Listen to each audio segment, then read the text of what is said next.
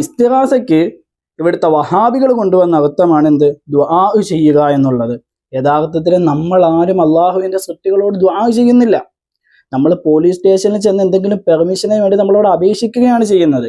നമ്മളെ മുതലാളിയോട് പോയി നമ്മുടെ ആവശ്യം നേടിയെടുക്കാൻ വേണ്ടി സഹായം ചോദിക്കുകയാണ് ചെയ്യുന്നത്. അവിടെ ഒന്നും നമ്മൾ പ്രാർത്ഥിച്ചുവെന്ന് അർത്ഥം വെക്കാറില്ല. സൃഷ്ടികളോട് ചോദിക്കുന്നതിന് സഹായം ചോദിക്കൽ എന്നാണ് പറയുന്നത്. അത് പ്രാർത്ഥനയാവൂല.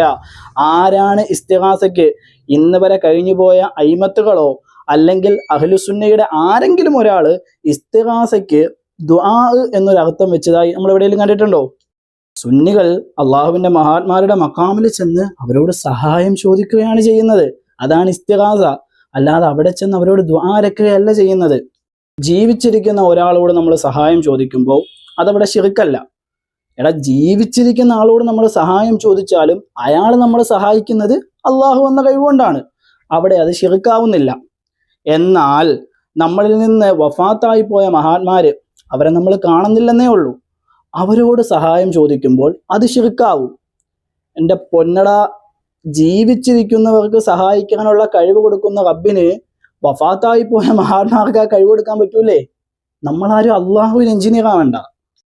സുബ്കി തങ്ങൾ പറയുന്നുണ്ട്, തവസ്സലു ബിൻ നബി സ്വല്ലല്ലാഹു അലൈഹി വസല്ലം വൽ ഇസ്തിഗാസത്തു ബിഹി ഇലാ റബ്ബിഹി ജായിസുൻ ഹസനുൻ. എന്നിട്ട് അവിടെ നിന്ന് പറയാണ്, വലം യുൻകിറുഹു അഹദും മിനസ് സലഫി വ ഇന്നമാ ഉൻകറഹു ഇബ്നു തൈമിയ. അതായത് സുബ്കി ഇമാം പറയുകയാണ്, ഇസ്തിഗാസ ചെയ്യുന്നതും തവസ്സുൽ ചെയ്യുന്നതും അനുവദനീയവുമാണ്, അത് നല്ലൊരു കാര്യവുമാണ്. മുൻകഴിഞ്ഞു പോയ മഹാരഥന്മാരോ സഹാബക്കളോ സലഫുകളോ ഒന്നും അതിനെ എതിർത്തിട്ടില്ല. പിന്നെ അതിനെ എതിർത്തതാരാണ്? പിൻകാലത്ത് കടന്നു വന്ന ഇബ്നു തൈമിയാണ്. ആരാണ് ഇബ്നു തൈമിയ? ഇബ്നു തൈമിയെ പറ്റി ഇബ്നു ഹജർ അൽ ഹൈതമി തങ്ങൾ പറഞ്ഞത് എന്താ? ഫളല്ലു വ അളല്ലു. അവൻ പിഴച്ചവനുമാണ് പിഴപ്പിക്കുന്നവനുമാണ്. എന്റെ പറയല്ല, ഇബ്നു ഹജർ തങ്ങൾ പറഞ്ഞതാ.